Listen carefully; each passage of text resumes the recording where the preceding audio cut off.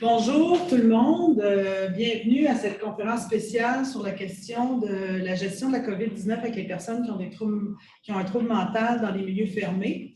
Ce qu'on va vous présenter aujourd'hui, c'est le résultat d'un rapport de revue rapide de l'ETMI de l'Institut Pinel ainsi que de l'Institut universitaire en santé mentale de Montréal, le CIUS de l'Est.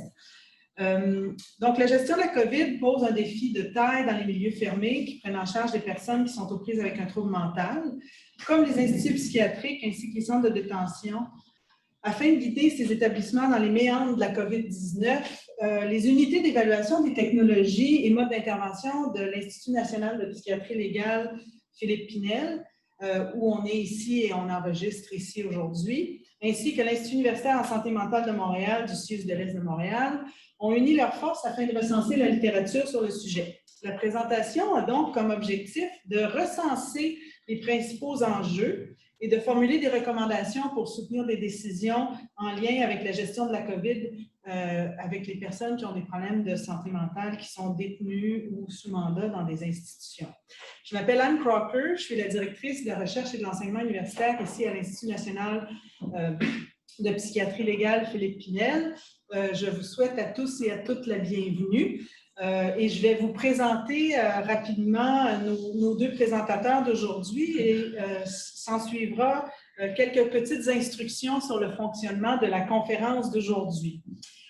Alors, j'aimerais vous présenter d'abord Ashley Lemieux, qui est agente de planification et de programmation de recherche, qui est responsable de l'unité d'évaluation des technologies et des modes d'intervention ici en santé mentale, justice et sécurité de l'Institut Pinel. Son expertise de recherche cible les interventions destinées aux personnes avec des troubles mentaux qui sont impliquées avec le système judiciaire, avec un intérêt pour les approches qui soutiennent le rétablissement et la déjudiciarisation.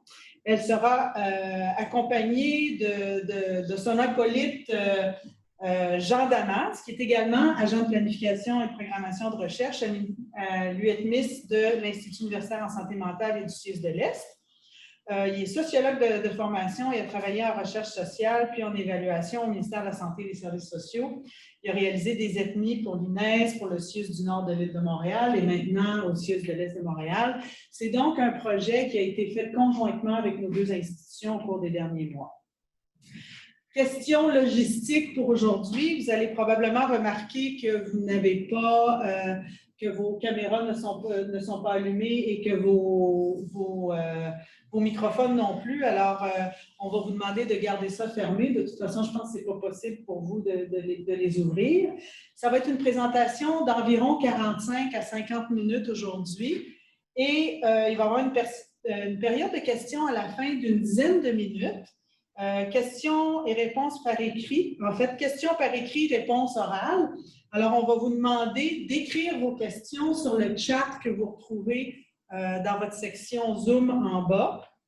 À la fin du webinaire, on va aussi vous rediriger vers le rapport comme tel et on va aussi mettre le lien du rapport dans le chat vers la fin de la conférence.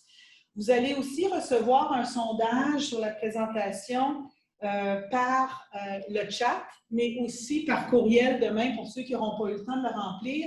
Et là-dessus, je vous demanderai de nous envoyer...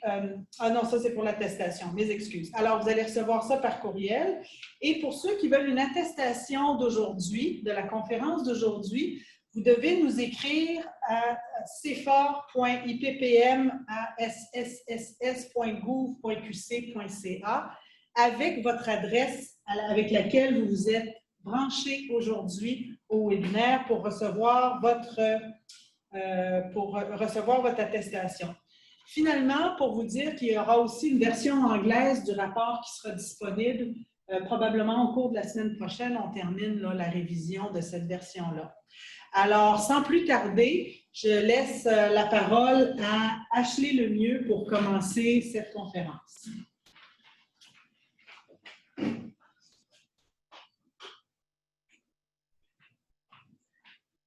Bonjour. Donc, On est en train de préparer mon partage d'écran. Voilà, donc merci Anne. Donc moi, c'est HC à PPR ici à Pinel, donc agent de planification et de recherche. Puis, donc, j'ai collaboré avec mon collègue Jean à faire ce rapport de TIMI, cette réponse rapide.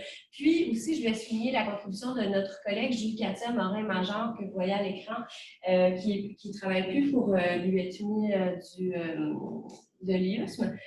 C'est beaucoup d'acronymes, désolée. Mais qui a contribué, puis on a fait un beau travail d'équipe ensemble, les trois. Donc, voilà.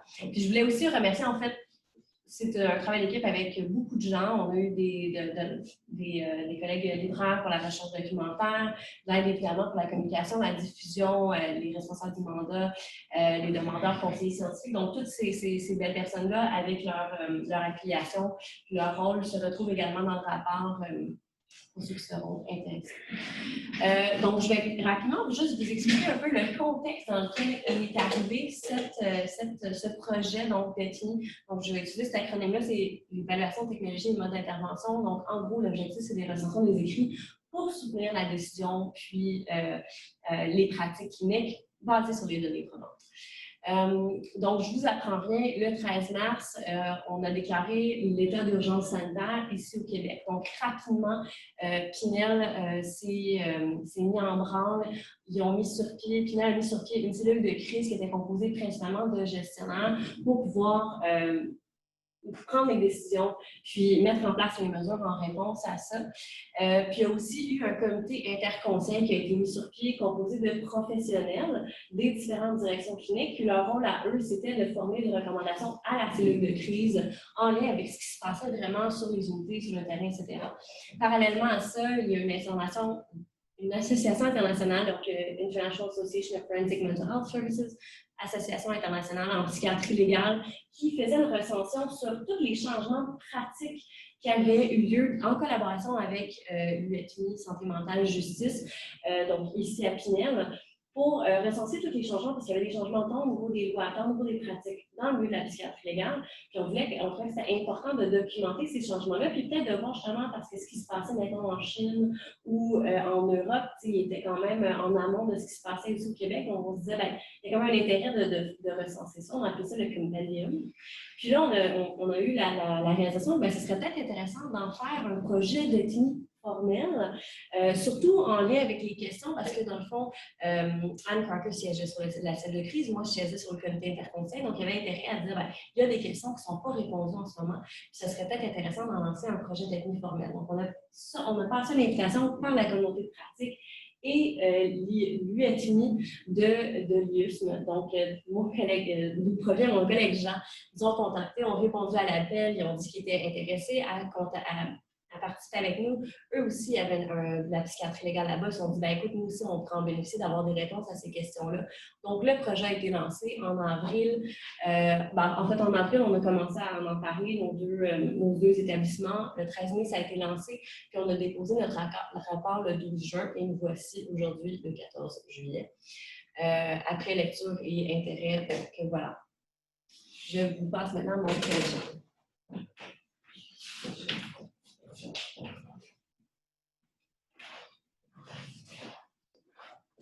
Alors, merci, Ashley. Alors, à la base de ce rapport-là, il y avait deux questions, une question principale et une sous-question. La première question, c'était quelles sont les stratégies mises en place en réponse à l'éclosion de la pandémie de la COVID-19 dans les milieux cliniques et légaux, donc les différents services de psychiatrie générale, psychiatrie légale et services correctionnels, où sont confinées des personnes sous contrainte légale et présentant un problème de santé mentale. Comme sous-question, cette première question-là, considérant les impacts potentiels de ces stratégies sur ces milieux, devraient-elles être conservées après la pandémie? Donc, le rapport est basé sur ces questions-là, en vue de répondre à ces questions. Au niveau de la méthodologie, on a procédé à une recherche documentaire. On a fait une recension de la littérature entre le 10 et le 16 mai 2020. C'est une recension qui est non exhaustive. C'est une revue rapide. Donc, ça rentre dans les critères de la revue rapide, qui est une revue qui n'est pas exhaustive, que l'évaluation de la qualité des articles n'a pas été faite.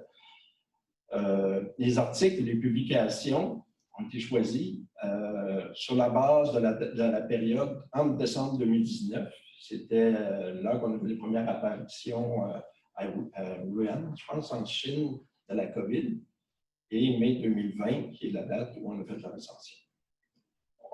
Cette recension-là est basée sur la littérature scientifique à partir de 7 bases de données bibliographiques indexées et de la littérature grise. Pour ça, on a consulté plusieurs sites Internet gouvernementaux, des agences en ethnie, des organisations nationales et internationales en santé mentale.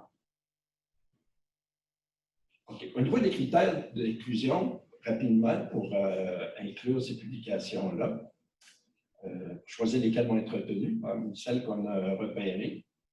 Donc, on avait la population, c'est-à-dire les personnes qui présentaient un problème de santé mentale qui sont confinées ou sous mandat légal.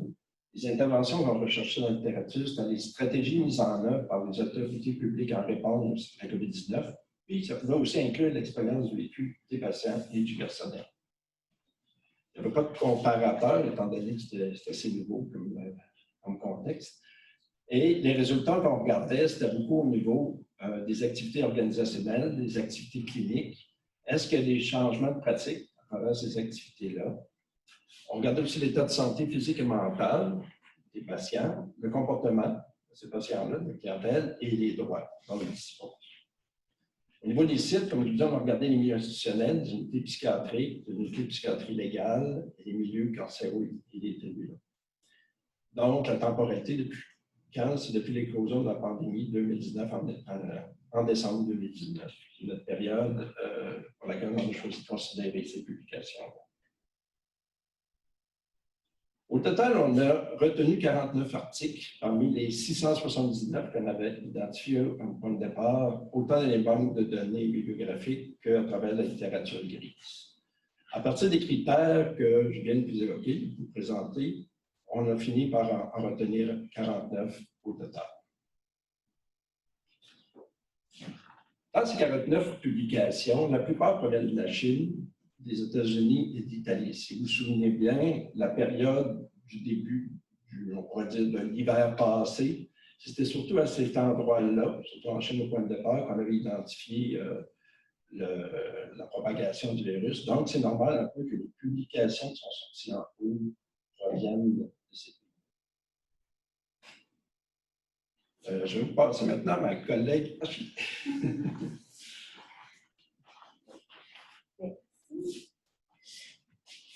Donc, en fait, ce qui est sorti de cette recherche bibliographique-là, en fait, c'est que, évidemment, de façon non surprenante, il y a eu peu d'études empiriques qui sont sorties.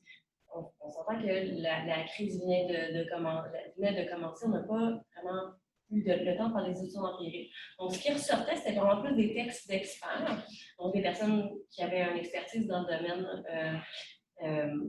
avec en psychiatrie ou en psychiatrie légale, des expériences des auteurs qui étaient peut-être des gestionnaires ou des praticiens dans ces milieux-là, ou des recherches antérieures, donc des gens qui disaient, bien, de par les recherches antérieures, on pourrait croire que les mesures qu'on met en place à l'heure actuelle auraient X impact, etc. Les articles sont principalement issus de la psychiatrie, donc dans les milieux fermés. Donc, il y a très peu d'ouvrages qui sont sortis concernant spécifiquement la psychiatrie légale ou les milieux correctionnels. Ça, c'est aussi par le fait qu'il y a peut-être plus d'articles sur les milieux correctionnels, mais l'enjeu, c'est qu'on voulait vraiment, comme Jean disait, des personnes qui avaient un problème de santé mentale et qui étaient confinées, donc des articles qui traitaient spécifiquement des gens avec un problème de santé mentale dans les milieux correctionnels. Ce qui nous amène donc qu'à la lumière de le type d'article qu'on a trouvé, bien, ce qu'on a pu identifier comme information, c'était des descriptions de la situation, donc qu'est-ce qui se passe. Puis, bien, de ce qui se passe, bien, c'est quoi les enjeux qu'on a identifiés qui sont les plus importants à considérer dans la gestion de cette pandémie-là avec ces populations-là. Puis, c'est quoi les recommandations qu'on pourrait faire à travers notre expérience ou à travers l'identification de ces enjeux-là. Donc, on a ressorti 8 thèmes à aborder, puis on va vous expliquer, on va passer à travers ces 8 thèmes-là en regardant, bien, c'est quoi les principaux enjeux par rapport à chaque thème, puis les principales recommandations qui peuvent en ressortir également. Donc, de façon non surprenante, on va y aller en détail, mais un des thèmes, c'est la vulnérabilité accrue des personnes dans ces milieux-là. La composition, la gestion du personnel puis des services, donc la complexité de gérer les équipes. La stratégie de libération conditionnelle, la délestage de lits, le retour en communauté, donc comment est-ce qu'on gère ça quand on a des gens en milieu fermés. La gestion de la contagion à l'intérieur des milieux. L'hygiène, la salubrité, la protection, on en entend beaucoup parler, peu importe où est-ce qu'on est, à travers les médias, etc. Donc, c'est aussi un enjeu à constater dans ces milieux-là. Les services, donc, est-ce qu'il faut qu'on assure une continuité? Est-ce qu'il y a un arrêt? Est-ce qu'il y a une diminution? Les technologies, donc, comment est-ce qu'on maintient des contacts à distance? Puis, les droits des patients. Donc, considérant justement cette perte de droits-là, comment est-ce qu'on peut gérer ça? Donc, le premier thème, vulnérabilité accrue des patients. Donc, c'est important de considérer que les personnes qui ont un problème de santé mentale et de soins qui sont confinés ont probablement de multiples comorbidités physiques et psychiatriques qui sont importants à prendre en considération. Donc, justement, par exemple, les enjeux, les symptômes psychiatriques ont un impact sur la capacité, à comprendre les mesures, puis deux, à les respecter.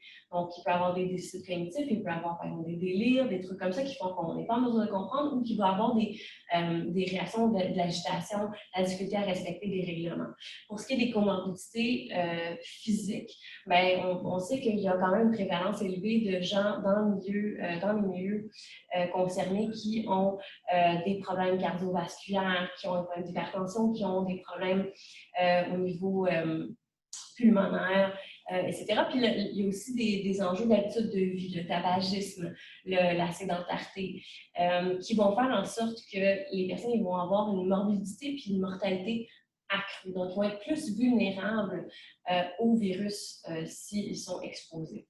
Il y a aussi des particularités des milieux. Donc, comme on dit, c'est des milieux fermés. Puis parfois, ça va dire au sens littéral.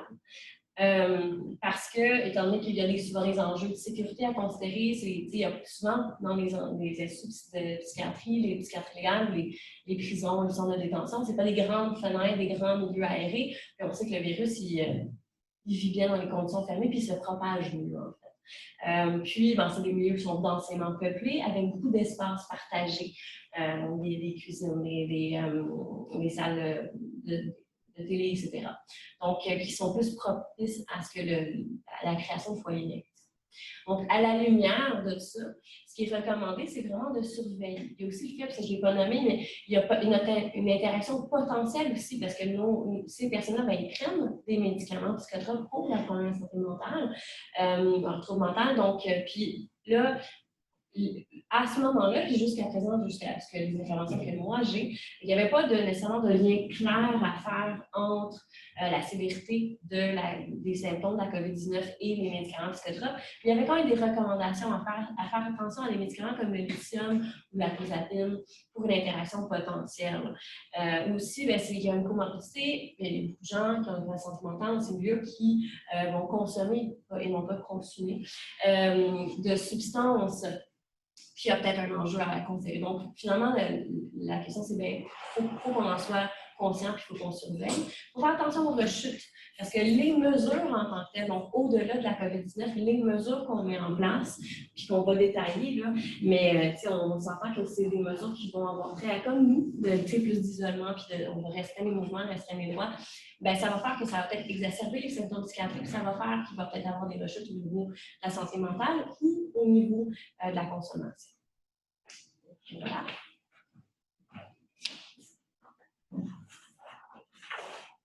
Merci, Ashley.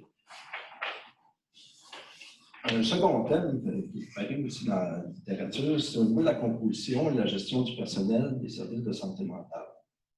D'abord, ce qui est souligné souvent, on peut s'en douter, la question du déficit de personnel, soit à cause que les gens ont été déclarés positifs, soit encore parce qu'ils ont peur de la COVID. Si on est assez au courant aujourd'hui de ce problème-là, on a entendu souvent parler.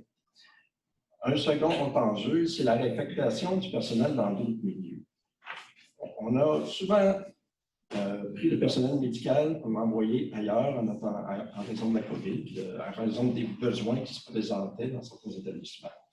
Le problème avec ça, c'est que quand on réaffecte du personnel, il y a une diminution des services pour les patients. Puis, il Le problème, c'est que les patients, avec ça, ils ont moins de services, donc ils peuvent avoir plus de problèmes de santé mentale et physique. Leur santé plus détériorée davantage.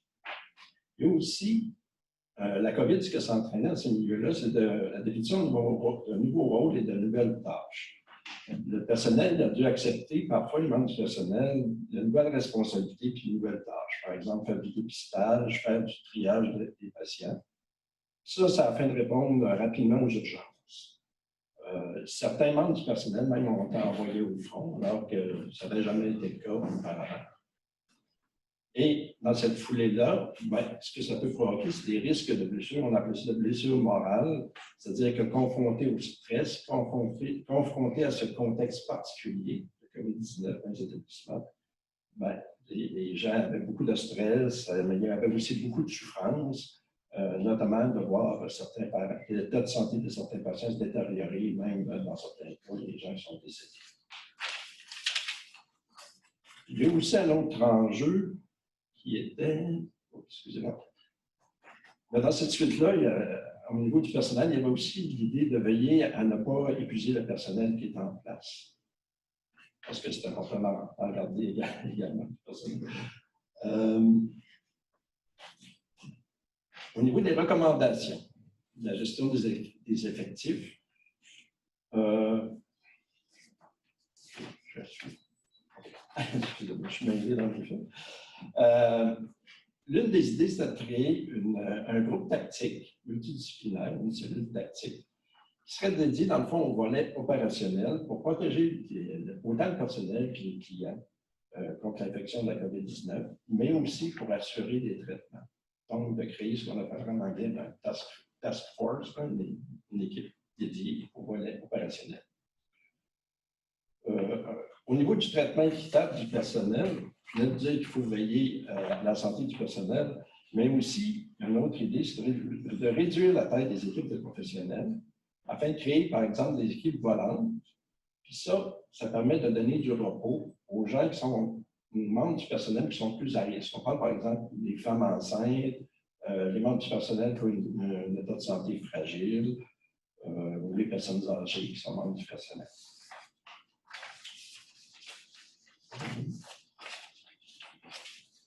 Un autre aspect, un autre enjeu qui était soulevé, c'est la supervision adéquate du personnel.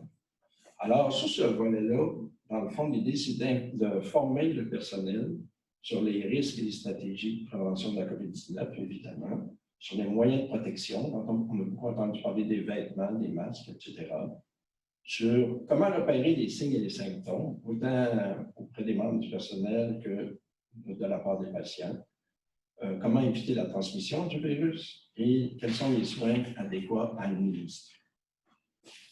Au sujet maintenant du soutien psychologique aux équipes.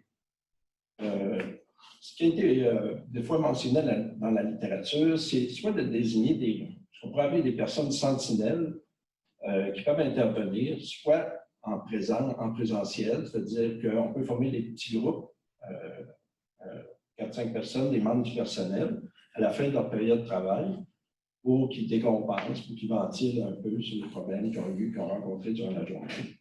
Ou on peut le faire à distance via Internet aussi. Mais ces personnes sentinelles-là sont à l'écoute, dans le fond, des problèmes vécus par les intervenants, surtout ceux qui sont sur le front. Il y a aussi, ce qui est important, c'est de planifier des activités de reconnaissance pour les membres du personnel qui sont au front, afin de montrer de souligner leur valeur, leur contribution. Un autre enjeu qui est très, très important aussi, c'est la communication et la collaboration. Parce que le personnel, autant le personnel que les patients, devraient être informés régulièrement, puis de manière adéquate, de la situation actuelle et des motifs des nouvelles mesures à implanter. Il faut que les personnes comprennent ce qui se passe et comprennent pourquoi il y a des mesures qui sont mises en place et le sens de ces mesures-là. Enfin, un autre enjeu, c'est de reconnaître des compétences.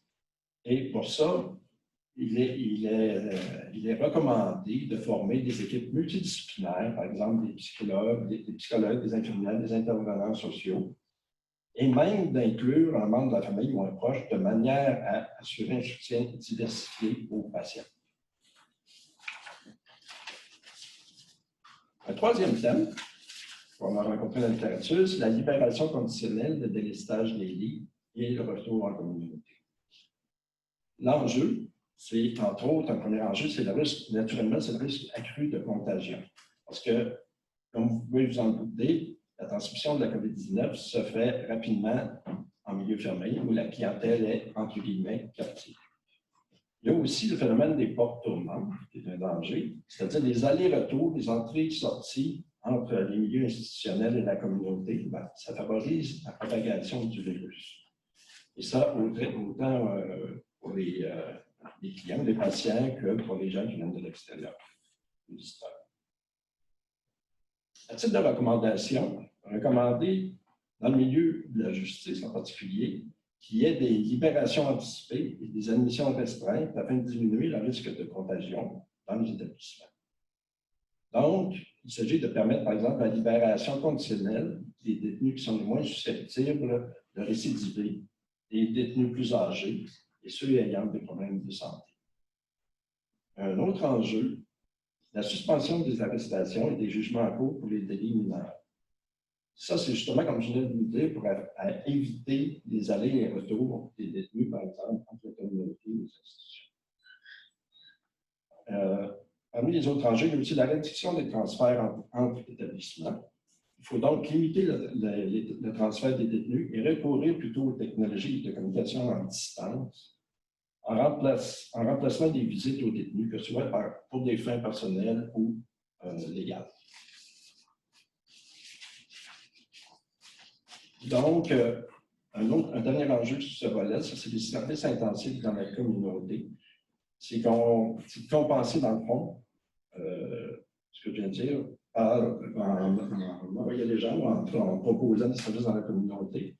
Surtout dans le milieu de la psychiatrie, on peut planifier le déplacement des patients qui n'ont pas la COVID-19 vers des établissements de soins de santé dans la communauté. Mais pour ces populations-là, le suivi en communauté est mis afin de les accompagner dans cette transition, parce que c'est une transition qui n'est pas toujours facile à faire pour la clientèle. Un quatrième thème porte sur la gestion de la contagion et des espaces en milieu fermé.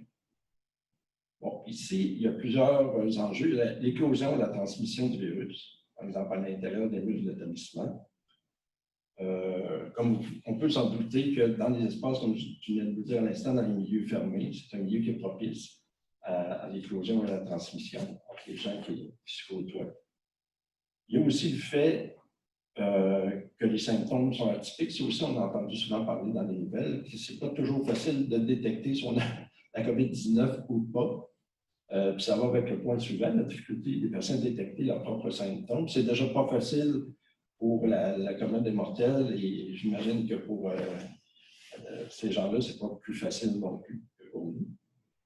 Et il y a aussi la question de la crainte des mesures d'isolement. Ça, dans le milieu correctionnel, ce qui arrive, c'est que les détenus, ils peuvent des fois être un peu frileux à déclarer qu'ils ont des symptômes parce qu'ils ont peur un peu ou ils craignent de subir des mesures d'isolement supplémentaires dans une période où ils se sentent déjà vulnérables et qui se sentent plutôt seuls. Alors, les recommandations à ce sujet, au niveau de la mission d'isolement et de contrôle, donc, ça serait pour diminuer les risques d'éclosion. Les patients devraient être mis en isolement pour une période de 14 jours. Ça aussi, c'est quelque chose qu'on connaît bien. Et faire systématiquement l'objet d'un contrôle, donc des dépistages des symptômes de COVID, vérifier s'il y a un historique de voyage ou de contact avec des personnes ayant voyagé. Et ça, avant d'accéder à une unité de soins. Il y a aussi, comme deuxième enjeu, la détection des cas positifs. Donc, vu que les patients ont de la misère parfois à pouvoir détecter leurs propres symptômes, à identifier leurs propres symptômes, il faut donc procéder systématiquement des tests de dépistage auprès des patients qui ont été exposés au virus. Ça aussi, c'est quelque chose que la population connaît bien. Il y a l'aspect surveillance, parce que les unités de patients qui sont positifs, COVID positifs, devraient disposer d'un protocole de surveillance et d'évaluation clinique, de monitorage des symptômes Et les patients symptomatiques placés en isolement devraient également être surveillés de près en cas de comportement suicidaire ou violent, si jamais ça se présente. Un dernier enjeu sur ce volet-là de la gestion de la contagion des espaces fermés, c'est ce qu'on pourrait appeler la cooptation des patients. Ça aussi, on a déjà entendu parler souvent. On parle de zones rouges, jaunes, vertes ou encore de zones chaudes, tièdes ou froides.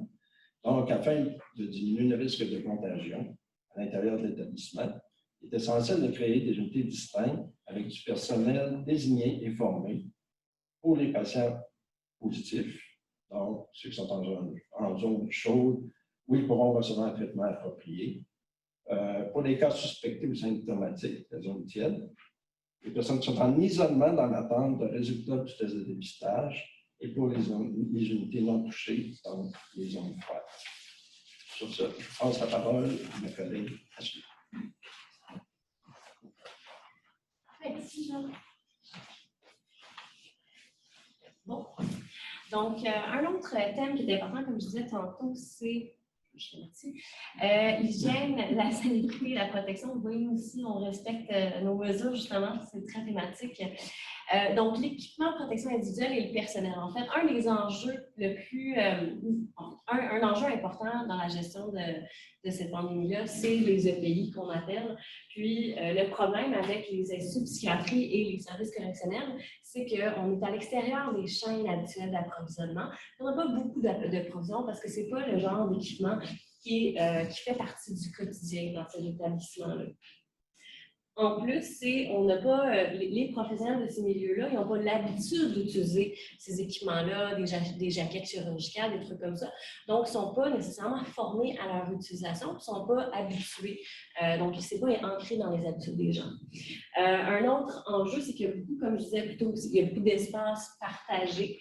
Donc, ça a des enjeux au niveau de comment on va gérer l'hygiène et de désinfecter les pièces, les salles, les objets qui sont communs. Il y a un risque accru pour la sécurité des patients dans l'utilisation de ces équipements-là. Notamment, il y a des articles qui font état de risques par rapport de ligature des patients avec des masques, pas ceux-là apparemment parce qu'ils sont pas si solides, puis également des risques de consommation. Donc, il y a des endroits où est-ce qu'ils sont pas à l'aise de mettre, par exemple, des solutions hydroalcooliques sur les unités ou sur le plancher parce qu'il y a un risque de consommation de ces substances-là, puis c'est dangereux. Puis, comme je disais plus tôt, quand on parlait des vulnérabilités, il y a une difficulté de faire respecter ces mesures-là. Il y en a beaucoup. Nous-mêmes, on a de la difficulté à garder un peu le compte de tout ce qu'on doit faire, la distance qu'on doit respecter, la manière qu'on devrait procéder pour partager les objets, etc. Donc, pour des gens qui ont peut-être des déficits cognitifs ou qui ont peut-être des symptômes psychiatriques, mais c'est encore plus difficile. Donc, au niveau des recommandations, pour ce qui est de tout ce qui est matériel EPI, mais aussi tout ce qui est matériel pour le nettoyage ou la salubrité, la désinfection, merci. Merci. Donc, toutes les mesures rehaussées de désinfection, c'est vraiment au gestionnaire, puis en fait, on sait que c'est peut-être pas la dernière pandémie, c'est certainement pas la dernière vague. On espère tous que ce ne soit pas, mais c'est un enjeu. Donc, à partir de maintenant, c'est essentiel de s'assurer de l'approvisionnement et aussi de la formation du personnel à ces équipements-là. Puis, assurer le respect de ces mesures d'hygiène rehaussées. C'est important aussi d'avoir des protocoles clairs qui sont adaptés en fonction du risque de contagion. Donc, on parlait tantôt, j'en parlais de zone rouge, zone verte, zone tiède ou zone ouais, ça, j'ai mélangé les deux termes, là.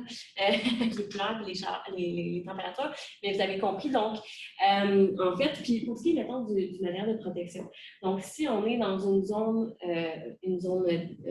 froide, ça se peut que l'équipement qui est suggéré, ça va être simplement porter un masque ou porter un masque et une visière. Dépendant de...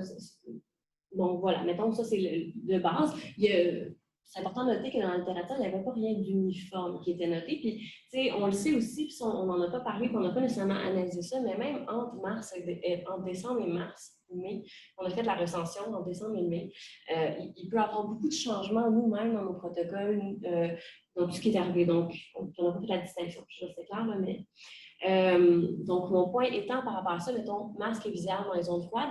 Puis, dans les zones chaudes, il va y avoir certaines personnes, certains articles vont recommander qu'il y ait des vestiaires désignés à l'entrée des unités pour que les personnes, les professionnels puissent se changer et mettre, par exemple, la jaquette chirurgicale, les gants par-dessus, la combinaison, le masque, le couvre-chef, les bottines, etc. Puis qu'on change en sortant pour pas qu'il y ait de la contamination, ou bien se changer, donc le port de vêtements médicaux, donc on arrive avec nos vêtements normaux, on change en vêtements médicaux, puis quand on part de notre chiffre, on se rechange. Je sais qu'il y a certains établissements qui font ça aussi en jaune rouge ici. Donc voilà quelques manières d'adapter les recommandations puis le port des EPI en fonction de la situation. C'est important, peu importe c'est quoi les protocoles qui sont en place, d'informer et le personnel et les patients ou les détenus. Soit, informer des protocoles, informer des changements et des raisons, puis informer pour les différences entre les protocoles. Par exemple, pourquoi que les intervenants portent un masque puis pas les patients? Parce que si on n'a pas de rationnel clair sur pourquoi c'est différent, c'est insécurisant de ne pas comprendre ce qui se passe, surtout que c'est tellement changeant. On n'a pas vraiment l'impression d'avoir du pouvoir. Puis c'est des gens qui sont encore qui sont en perte de pouvoir, en perte de liberté, sont quand même détenus, confinés. Mélanger les deux. Donc c'est ça. C'est d'être clair, d'être transparent dans ces informations-là. Il y en a qui recommandent de mettre des affiches explicatives un peu partout. Puis, lorsqu'il est possible de donner le choix, donc on peut donner le choix au patient de porter ou non un couvre-visage ou un masque. Puis, si le patient décide de ne pas porter de masque ou de couvre-visage, c'est simple de juste dire, de s'assurer que tout le monde autour, si il n'est pas capable ou il est trop symptomatique, qu'on puisse compenser autour. Maintenant, au niveau des services, donc les services, est-ce qu'on continue, est-ce qu'on arrête, est-ce qu'on diminue? Évidemment, je pense que c'est important de noter qu'il y a une diminution qui a été notée du nombre de lits en psychiatrie, parce que à plusieurs endroits, on a libéré les lits en psychiatrie pour pouvoir accueillir des patients positifs, avec du COVID positif dans les hôpitaux généraux. En plus, il y a un ralentissement des admissions, parce qu'on veut diminuer les admissions, on veut diminuer les gens qui rentrent, mais aussi une diminution le fonctionnement des tribunaux fait en sorte que les gens sont admis moins rapidement parce que les tribunaux fonctionnent moins rapidement, par exemple pour les ordonnances de soins ou pour les gens qui sont judiciarisés. Il y a une fermeture des services communautaires aussi qui fait en sorte qu'il y a peut-être moins de services dans la communauté. Ça va peut-être influencer le nombre d'admissions potentielles, le nombre de gens qui demandent les admissions. C'est qu'il y a quand même beaucoup de facteurs qui peuvent soit augmenter la demande, mais diminuer l'offre, etc. Il y a une suspension des activités de groupe, donc parce qu'on veut, dans tous les contextes, en fait, et dans le contexte également de psychiatrie. Donc, ce qui fait en sorte que les gens ils vont vivre une plus grande solitude, surtout dans les contextes où ils sont confinés. Puis, il y a une suspension des interventions. Et il y a une suspension possible des interventions individuelles, donc qui peut, ça c'est des constats qu'on fait, c'est arrivé. Donc, il y a une détérioration de l'état mental parce que les gens n'ont plus accès aux services dont ils ont besoin. Il y a un risque d'agitation, d'isolement, de contention. On a vu une diminution rapportée dans certains hôpitaux de la France de la thérapie électroconvulsive. Donc, justement, on dénotait, il y a un risque qu'il y a une détérioration, il y a un risque d'agitation, il y a un risque d'isolement, de contention supplémentaire à cause de cette agitation-là.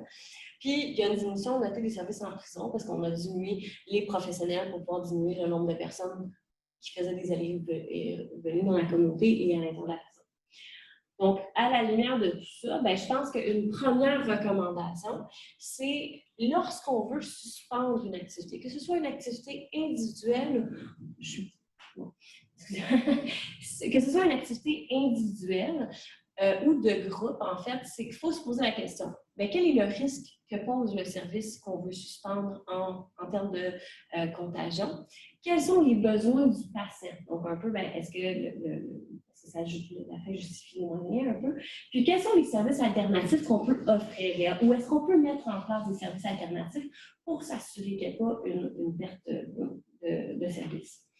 Donc, pour les activités de groupe, c'est possible que ce soit nécessaire de faire une suspension totale, mais on peut aussi diminuer le nombre de participants pour pouvoir être capable d'avoir, par exemple, de mesurer, d'avoir les mesures de distanciation physique. On peut aussi suspendre le groupe pour les personnes qui sont le plus à risque, donc les patients les plus âgés, les patients qui ont le plus de problèmes de santé physique qui pourraient mener à des complications.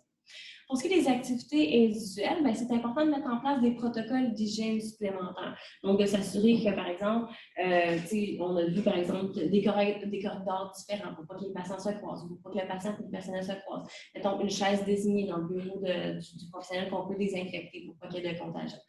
Il faut qu'il y ait aussi une programmation de période d'activité physique.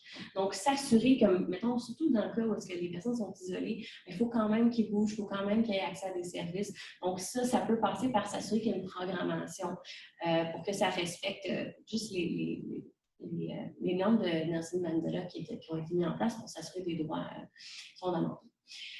Puis, s'assurer aussi qu'on peut avoir du matériel en chambre ou en cellule. Tu sais, ça peut être des trucs pour dessiner, ça peut être des activités de croissance personnelle, du yoga, d'activité physique qui peut se faire en chambre. Puis ça peut aussi demander de faire des changements au niveau des protocoles qui sont déjà en place ou d'assouplir certains protocoles ou de les changer, puis de réaménager l'espace physique pour que ça soit permis. Il faut aussi, si on diminue, on a parlé j'en parlais tantôt, il y a une, justement, je me souviens même plus. Mais il y a une des stratégies pour diminuer la contagion dans les établissements, c'est de s'assurer que il y a moins de gens. Donc, on parle de délestage, on parle de réduction des admissions, on parle de libération conditionnelle, mais ça a besoin d'être essentiellement accompagné de plus de services dans la communauté. Donc, on ne peut pas juste laisser les gens à l'extérieur puis pas les soutenir. On a besoin d'avoir une plus grande offre de services en communauté. Puis, si cette offre de service-là n'est pas disponible par l'entreprise, par l'entremise de d'autres groupes, c'est aux établissements de s'assurer qu'elle est là. Donc, on parle aussi de liaison, priorisation, donc les gens qui sont peut-être plus en détresse, qui ont besoin de plus de services, de s'assurer qu'ils ont les services puis qu'on fasse une liaison avec les gens qui sont en mesure de les offrir. Puis, aussi très important, c'est d'impliquer les patients dans la planification. Donc, c'est ça. C'est possible que, en fait, c'est ça. C'est que si on est en train de faire une transformation des activités, que ce soit groupe ou individuel, on s'assure dans cette transformation, dans cette planification, d'impliquer les patients. Je vais passer le micro à mon collègue.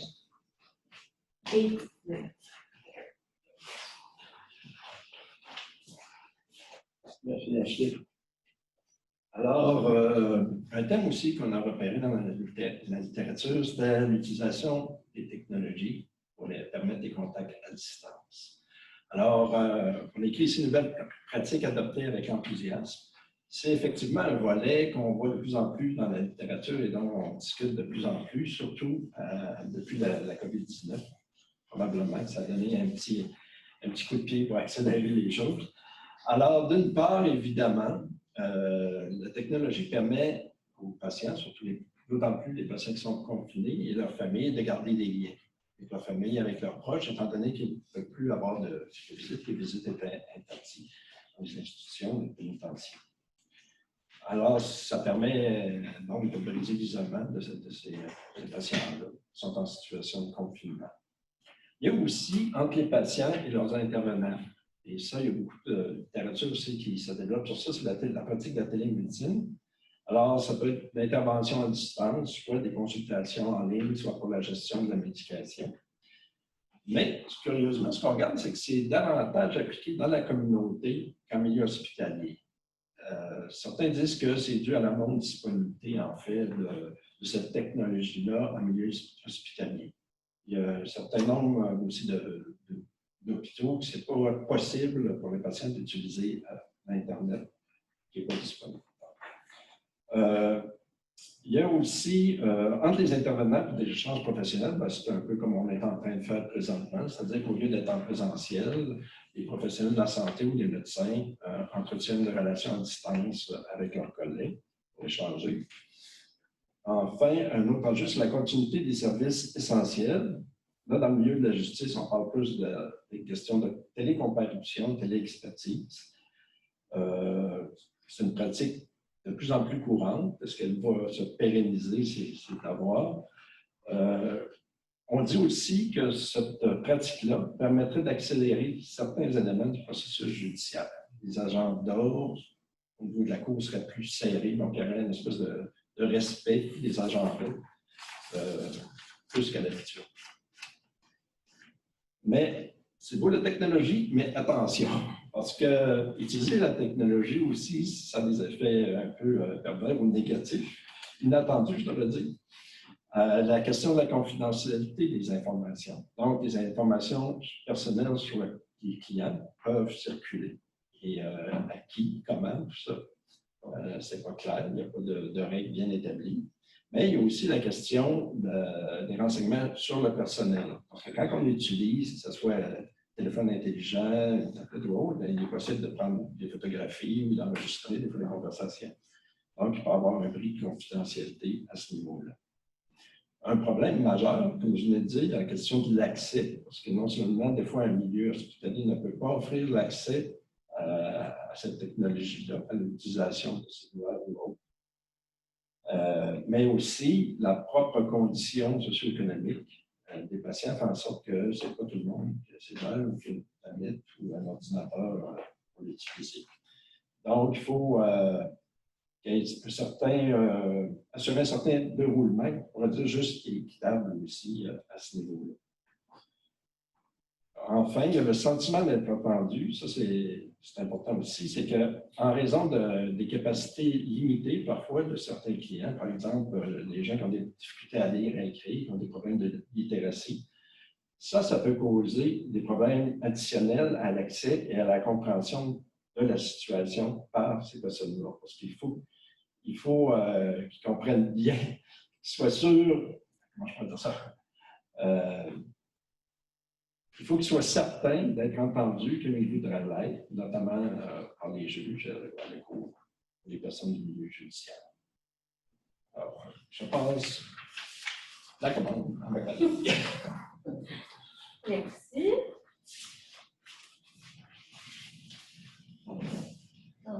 Voilà.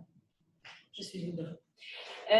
Donc, en fait, le dernier thème qu'on a identifié dans la littérature, c'est un peu, en fait, aussi un condensé des autres, mais plus les réflexions à avoir sur les mesures et l'impact que ça peut avoir. Donc, comme on a dit, on a quand même un plus grand recours à des mesures d'isolement en ce moment.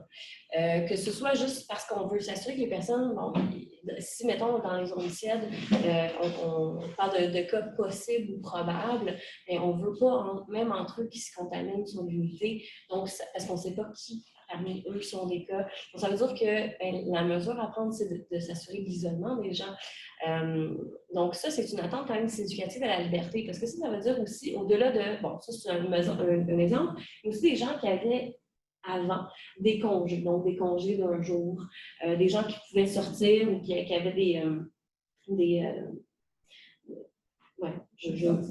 c'est ça, qui avaient des droits de sortie, merci. Là, ils les ont perdus. Donc, des gens qui ils pouvaient. Bon, ça, voilà, c'est dit. Donc, c'est quand même une atteinte significative à la liberté. On a aussi recours à des sédatifs de façon plus fréquente parce que les gens sont plus agités, on veut les garder en chambre, ils ne vont pas bien. Donc, il y a beaucoup d'auteurs qui notent une utilisation accrue de sédatifs. Puis ça, c'est aussi un risque additionnel à considérer sur la santé parce que c'est pas parce qu'il y a un danger d'interaction entre les symptômes de la COVID puis ces médicaments-là. Il y a un risque de traumatisme aussi parce que là, on parle de gens, souvent ces personnes-là, les personnes auxquelles on fait référence, donc les personnes qui ont un problème santé mentale, qui sont confinées, ils ont souvent un historique de trauma. Puis là, on fait des actions qui ont un potentiel de retraumatiser parce qu'on a recours à ces mesures-là. Puis, il y a certains auteurs qui parlent d'une absence de ligne directrice claire pour ces populations-là. Donc, qu'est-ce qu'on fait? Donc, oui, il faut faire respecter ces mesures-là. Mais qu'est-ce qu'on fait quand les gens ne sont pas en mesure de respecter ces mesures-là à cause de leur état mental? Puis, comment est-ce qu'on doit les faire respecter? Puis, en vertu de quelle loi ou quel mécanisme légal? Parce que c'est quand même particulier comme contexte. Donc, une des recommandations, au-delà du fait d'avoir des... c'est pas noté, mais d'avoir des recommandations et des lignes directrices claires, s'ils ne proviennent pas du gouvernement, au moins de chaque établissement. Je pense que c'est essentiel. Puis on n'a pas noté ici, mais aussi que ces décisions-là soient revues par un comité éthique. C'est important aussi. Au-delà de ça, d'avoir des approches qui sont sensibles autrement, puis qui soutiennent le rétablissement. C'est essentiel, même en contexte de COVID. Ça veut dire que oui, il faut mettre de l'avant la sécurité, donc la sécurité physique, la sécurité en lien avec la contagion, etc. Mais il faut aussi, le plus possible, que cette approche soutienne l'empowerment, donc la capacité de prendre le pouvoir sur sa vie. Donc, ça peut passer par justement le choix. Il faut être transparent, comme j'ai noté plus tôt, de pouvoir dire le pourquoi des mesures, le pourquoi des différences entre l'application de certaines mesures, de s'assurer la collaboration, donc le plus possible. C'est aussi démontré dans la littérature précédente de dire, mais la plus que la personne se sent comme elle a un mot à dire dans les mesures, le plus qu'elle sent que c'est pas punitif, c'est pas appliqué de façon aléatoirement, mais c'est appliqué pour une raison claire, qu'elle a le droit, elle a le plus comme un choix, qu'elle sent pas que c'est imposé, qu'elle sent pas que c'est punitif. Faut pas que ça soit punitif, ce n'est pas. C'est pas punitif, c'est pour protéger. Donc, le plus qu'on est transparent, le plus qu'on va chercher la collaboration, le plus que les mesures vont être respectées, puis le moins qu'il va avoir un impact négatif sur les gens.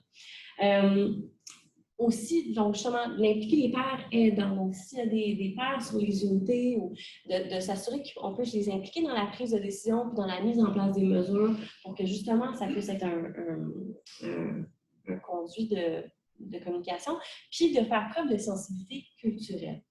Donc, voilà. Donc, si on pouvait faire un wrap-up en bon français de tous ces thèmes-là. Ce qu'on pourrait dire, c'est que l'enjeu le plus fondamental dans cette crise-là, c'est de pouvoir équilibrer la gestion du risque. On est habitué dans le psychiatrie légale de parler de gestion du risque versus l'établissement, mais là, on parle de gestion des risques de contagion, en plus de la gestion de la sécurité, en plus du bien-être et le rétablissement du patient. Donc, on a beaucoup de balles en mouvance. Puis, donc, il faut équilibrer cette gestion-là en utilisant les options les moins restrictives possibles pour la liberté des patients. Donc, le plus possible d'utiliser les options les moins restrictives, de faire preuve de transparence, de communiquer. Puis la communication, je ne me souviens pas si on le souvient, mais ce n'est pas juste du personnel soignant aux patients, mais c'est aussi les équipes de gestion au personnel. Donc aussi, ça va favoriser le respect du respect des mesures, pas juste des patients, mais aussi le personnel qui doit respecter les nouvelles mesures aussi, comme on disait. D'offrir un soutien rehaussé, donc que ce soit en communauté ou que ce soit dans les établissements, il ne faut pas baisser la garde, il faut continuer à offrir des services, puis il faut s'assurer parce que c'est difficile pour eux, particulièrement.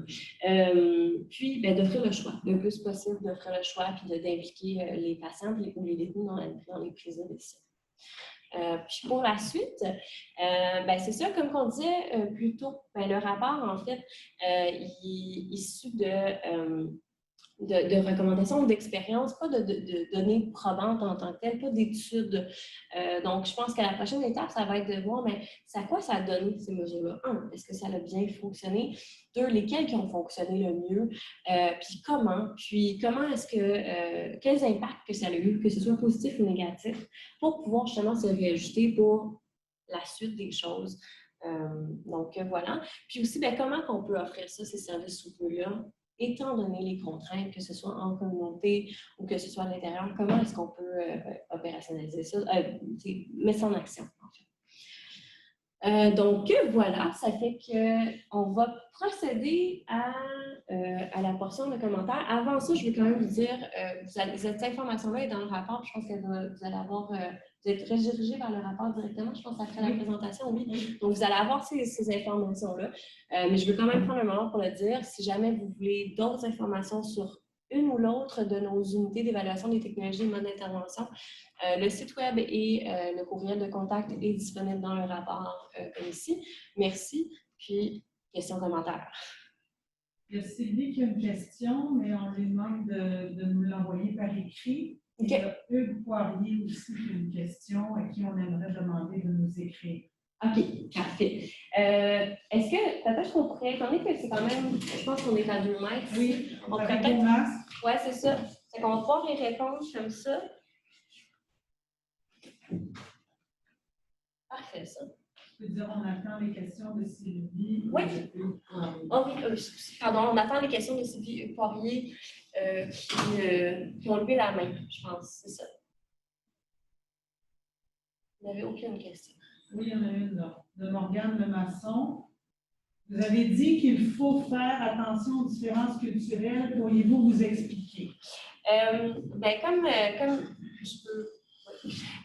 Donc, ça a été soulevé, mais je dirais que ce n'était pas détaillé. Il y avait quand même l'idée, il y a un auteur qui parlait, par exemple, qui avait suspendu certaines activités, mais qui avait quand même continué des activités qui étaient, je me souviens plus c'est quoi le terme qui était utilisé, mais c'était des activités qui étaient, je me souviens plus c'était quoi, mais il avait maintenu ces activités-là spécifiquement qui étaient en lien avec les communautés culturelles. Je pense que c'était peut-être, je veux dire que c'était des sweat lodges, c'était pas des sweat lodges, mais je pense que c'était un cercle de partage ou quoi que ce soit. Mais je pense que c'était maintenu, mais adapté, donc avec des groupes restreints et avec des mesures en place pour diminuer les risques de contagion. C'est que je pense que, tu sais, quand on parle, par exemple, quand je disais dans les activités, de se demander, bien, c'est quoi les risques de suspendre cette activité, puis c'est quoi la manière que je peux l'adapter. Je pense que ça fait partie de ça, de dire, OK, bien, il y a des activités qui sont, tu sais, on l'a noté, tu sais, les gens, ils sont particulièrement isolés, les gens, ils se sentent seuls, puis bien, cette solitude-là, elle vient du fait qu'ils sont déconnectés de leur famille, de leur communauté culturelle, tu sais, encore plus que l'habitude. Donc, puis ce sentiment d'isolement-là, bien, il y a un risque sur, justement, la détérioration de l'état mental. C'est pas ça qu'on veut. Donc, de s'assurer que les gens, ils sont connectés à leur famille, leur communauté culturelle, leur genre, là. Je pense que c'est essentiel, puis c'était de trouver des manières alternatives, entre autres. Cette sensibilité-là, je pense qu'elle peut passer par là. Je ne sais pas si ça répond à la question. Il y a une question qui est posée. Merci pour la présentation. De bons sujets de réflexion. Je me demandais si vous avez des exemples concrets. Y a-t-il des différences dans les façons de faire des pays européens versus le continent américain? Est-ce qu'on a noté ça dans la littérature jusqu'à maintenant ou c'est pas encore ressorti clairement? Moi, je trouve que ce n'est pas ressorti clairement. Je trouve que ça se ressemblait quand même. Parce qu'on a vu, quand on a présenté des recommandations, entre autres, que des fois, c'est des choses qu'on appliquait déjà ici. Puis, c'est une littérature, de fois, qui vient de l'Italie, l'Espagne, de la France. On adopte à peu près les mêmes stratégies. C'est sûr que des fois, il y a certains pays, je pense en Espagne, où que les personnes, des fois, quand elles ont des problèmes de santé mentale, ont plus tendance à rester dans leur famille. C'est quelque chose qui est un peu plus une particularité peut-être culturelle, mais pour le reste, ça se ressemblait. Il y a une question sur les articles. Est-ce qu'ils étaient, même si ce n'était pas des articles empiriques, est-ce que c'était des articles qui étaient revus par des comités de pairs? Oui, c'était tous des articles qui étaient revus par les comités de pairs. Donc, c'était un critère, c'était tous des articles dans des revues à faire, peer review, mais c'était juste pas des articles empiriques. Donc, c'était souvent des éditoriaux, des lettres à l'éditeur ou des commentaires, des opinions. Mais dans ces revues-là, il y a quand même un processus de révision par les pairs, même pour ces ouvrages. C'est des publications scientifiques, dans l'éducation reconnue. Est-ce que vous avez remarqué quelque chose sur la littérature pour des unités d'adolescents? Est-ce qu'on en parlait ou est-ce qu'on s'était limité ici à la clientèle adulte? On était plus dans la clientèle adulte. C'est ça. Initialement, on s'était demandé, on s'est dit, on pourrait peut-être inclure les ados. Même à Pinel, on a une unité d'ados, mais on s'est dit que si on ouvrait à l'ado, ben là, on va ouvrir, admettons, par exemple, les jeunes en centre d'accueil, tout ça, ou en foyer d'accueil. Puis, on disait, ben, c'est pas les mêmes enjeux, c'est pas la même population, on risque d'avoir des difficultés peut-être de rendre ça plus général. Donc, ça a été un critère d'exclusion, d'être. J'ajouterais à ça aussi que c'est une situation qui nous a un peu attiré l'attention, c'est-à-dire qu'il y a peu d'écrits en milieu correctionnel et tout ça. On s'est dit, ce silence-là, est-ce que c'est pour parler déjà? Oui. Que c'est déjà peut-être un moins considéré plus en compte quand on parlait de la COVID. Oui. Particulièrement aux États-Unis, on a vu ça. Il y a une question ici. Quels ont été les risques pour la sécurité du public et des familles suite à possiblement l'accélération des libérations et des libérations conditionnelles dans le contexte de confinement général? J'aimerais ça me permettre de répondre. C'est Anne Crocker, mais à cause de la distanciation, je suis en dehors de votre écran. Juste pour mentionner qu'une des recommandations qui était là-dedans, c'était effectivement la libération plus élevée. Par contre, ces libérations-là doivent être accompagnées de services soutenus. Et l'idée n'est pas juste d'ouvrir les portes et laisser tout le monde sortir sans soutien, c'est au contraire d'avoir des soutiens accrus dans la collectivité. Donc, peut-être pour certaines clientèles, d'augmenter les équipes de suivi intensif, peut-être avec des gens qui peuvent accompagner au niveau de l'évaluation et de la gestion de risque, du soutien à la famille qui pourrait éventuellement accueillir et des choses comme ça. Alors, il faut que ça se fasse en parallèle avec d'autres systèmes. Je voulais juste souligner ce petit volet-là. En fait, je rajouterais quand même à ça aussi. C'était une recommandation, mais un des auteurs souvient que, par exemple, c'était une recommandation au Royaume-Uni dans les milieux correctionnels de justement faire des libérations conditionnelles. Puis c'est aussi, il faut noter que c'est pour des personnes qui ont fait des délits mineurs. Puis c'est aussi, il y avait d'autres critères. Par exemple, est-ce que la personne est en mesure de respecter les règles de distanciation sociale, etc. Puis, ce qu'on veut, c'est que malgré le fait que la recommandation, ça n'a pas été vraiment faite. Donc, il n'y a pas eu tant de gens qui ont obtenu de libération. Puis, il y a eu justement des enjeux d'éclosion dans les services correctionnels à cause de ça.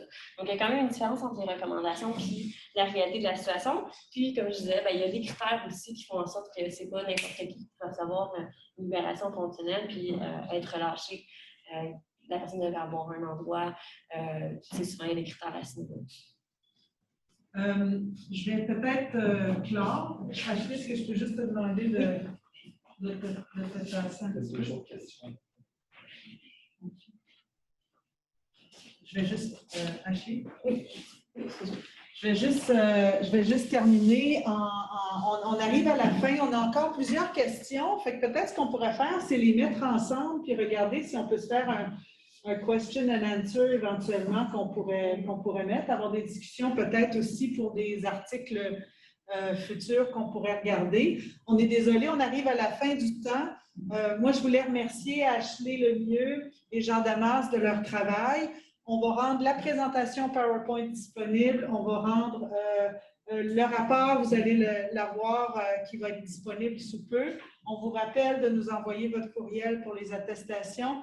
Et si vous avez des questions, envoyez-les aussi. On va essayer de se faire un répertoire, en fait. Je pense que ça serait plus simple comme ça.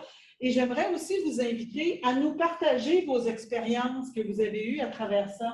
Est-ce qu'il y a des bons coups que vous avez observés dans vos propres milieux qui pourraient être utiles à d'autres personnes et qu'on pourrait rendre disponibles dans nos chats? Alors, sur ce, je voulais vous dire un grand merci. Là, je peux enlever mon masque parce que tout le monde est très, très loin.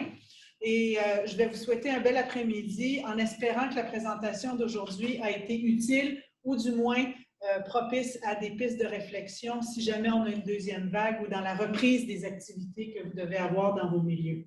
Sur ce, merci et bonne journée.